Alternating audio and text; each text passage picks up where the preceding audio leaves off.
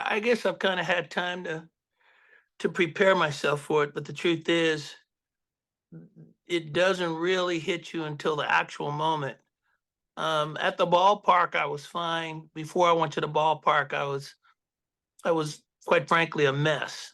I couldn't figure out what the heck was going on with me. At the time that the emotion and I mean there were some tears.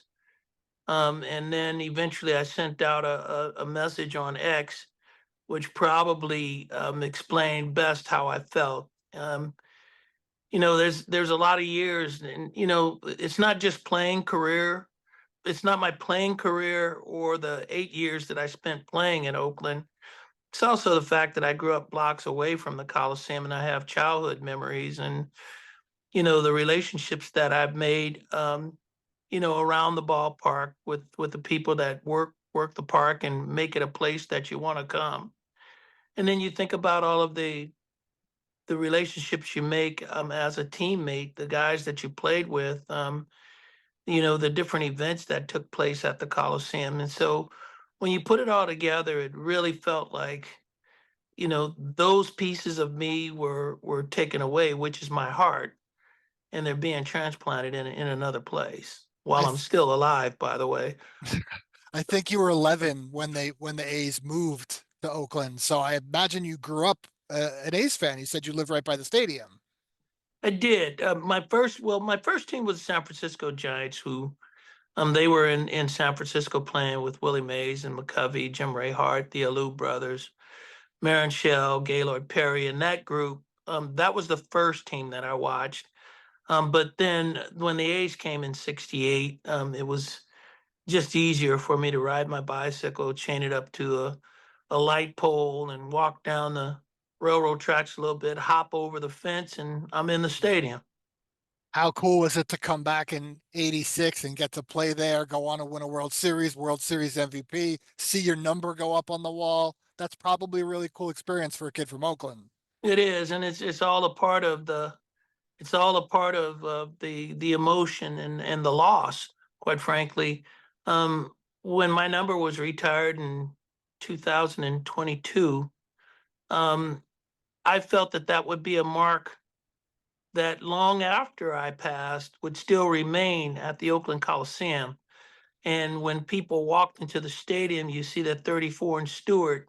It's an indication of the quality of play and the quality of person that I've been in my community, but on the field as well. And people would always see that. Um, and so that particular day was an amazing day. And now to know, I mean, I think the A's organization, the number will still be honored, but not my hometown. The hometown piece is the major part of it. How is the community handling, these three teams in the last several years, the major sports? It's got to be tough for the people from Oakland.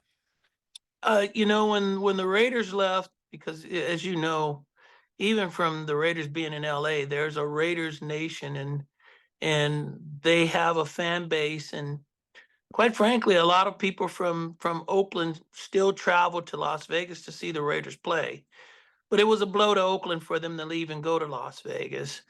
The Warriors, they've always been a San Francisco team that came to Oakland to play for a period of time. And so it was expected at some point they'd still go back to San Francisco, but we still embrace the Warriors as our own. This piece with the Oakland A's, I think, is the nail in the coffin for the city, for the fans, for the community. I think that really says the whole story. I mean, this is a major city. We've got a tremendous history and background with professional athletes, professional baseball athletes. We're a great music industry. We've got a lot of people that have been in the music industry. I mean, we cover it all. We've even had actors come out of this area, and so to lose three major sports, that pretty much sums it up, and it really put the nail in the coffin for our area. How do you think the A's fan base will handle the franchise moving forward? Do you think they'll follow them in Sacramento and then to Las Vegas? I don't see, although there are A's fans in Sacramento, and I would imagine there are some in Las Vegas, but um, the A's fan base, I would be shocked if it was similar to the Raiders. I don't think that you're going to get on a plane. Well, first of all, there's 162 baseball games and 81 home games. I don't think that you're going to get on a Southwest airline flight and see midweek Right. a bunch of people wearing green and gold getting on a plane to fly to Las Vegas. I don't see it to be that type of fan base. I think when they finally do get to Las Vegas, it's going to be similar to what the Raiders are. You're going to have your Raiders fans, but you're going to have a lot of out of towners, people that are rooting for the other team. That's what I imagine it to be once they get to Vegas.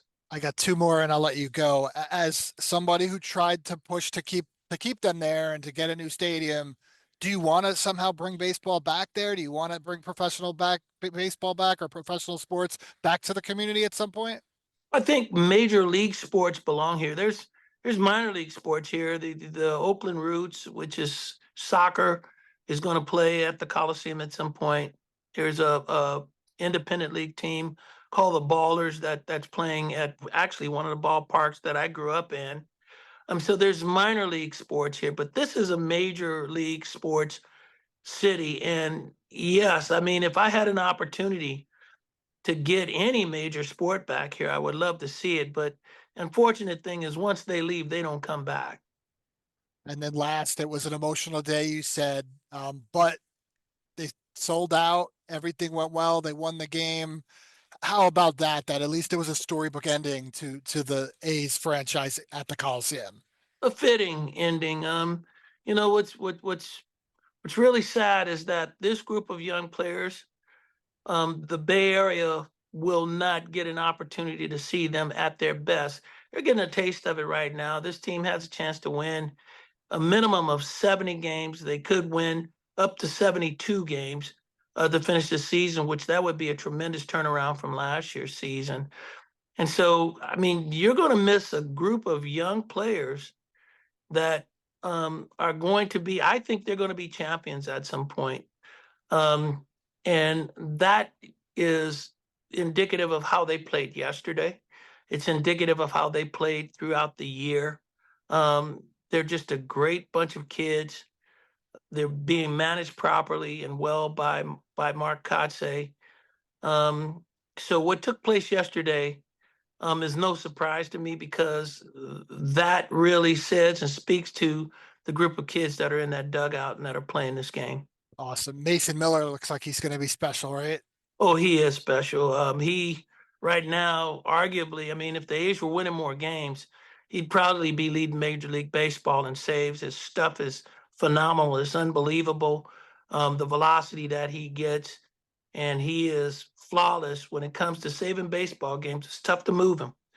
You were a frontline starter, but you played with Eckersley was one of the best closers. Do you keep him in the bullpen? Is that his future? I think you'd be tempted to keep him in the bullpen, but when you've got that kind of stuff, now this kid, he hadn't even shown his third pitch. Out of bullpen, he's fastball, breaking ball, and both are devastating pitches. He does have the ability to be a starter, but I think because of the success that he's had as a reliever, and if you talk to him, he likes this role. He gets fired up for it. This could be where he ends up in the bullpen.